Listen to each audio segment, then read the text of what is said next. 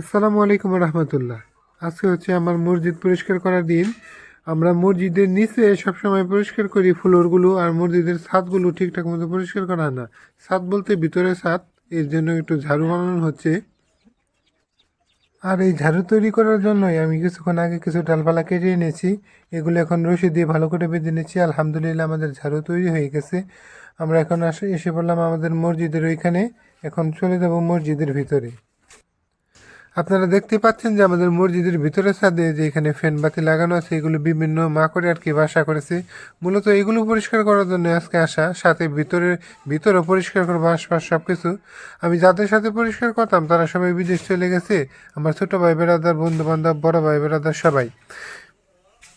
তাই বাধ্য হয়েই পরিষ্কার কাজে হুজুরকে সাথে নিতে হলো। আমাদের মসজিদের ইমাম সাহেব উনি নিজেও আগ্রহ করে আসলেন আমার সাথে আর কি। আমরা দুজন মিলেমিশে আর কি মসজিদটাকে পরিষ্কার করতে লাগলাম। মোটামুটি বেশ ভালো ময়লা হয়েছে, যেহেতু ওইভাবে ছাদ পরিষ্কার করা হয় না, শুধু ফ্লোরেই পরিষ্কার করা হয়। এখানে হাত দিয়ে দিয়ে অনেক ময়লাগুলো আর কি পরিষ্কার করা লাগলো। মসজিদের ছাদ থেকে মোটামুটি বেশ ভালো পরিমাণ ময়লা বের করতে পেরেছি।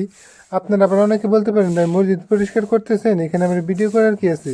আসলে ভাই বিষয়টা এরকম কোনো কিছু না। আমার মসজিদ পরিষ্কার করতে বরাবরের মতো অনেক ভালো লাগা কাজ করে। আমি চাই এরকম ভালো লাগা আপনাদের মধ্যেও কাজ করুক, এই আর কি।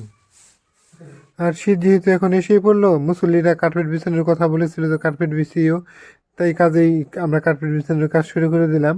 আর তো কেউ নেই সাথে, আমার সমবয়সী পোলাপান প্লাস ছোট বড় কেউ নেই, তাই কাজে বাধ্য হয়ে হুজুরকে দিয়ে আর কি টুকটাক কাজ করানো লাগতেছে। হুজুর খুব আন্তরিকতার সাথে খুশি হয়ে কাজ করতেছে। কাজ করতে করতে আর কি জোহরের নামাজের সময় হয়ে গেছে। জোহরের নামাজ পড়ে এখন আর কি বাসায় চলে যাব। আর আমাদের মুসল্লির সংখ্যা কম থাকা বিদায় আমরা এই দুইটা আর কি বিছিয়ে চেয়ারগুলো পরবর্তীতে বিছাবো। কাজ করার শেষে এটাই হচ্ছে আমাদের ফাইনাল লুক। আপনারা দেখেন কেমন হলো।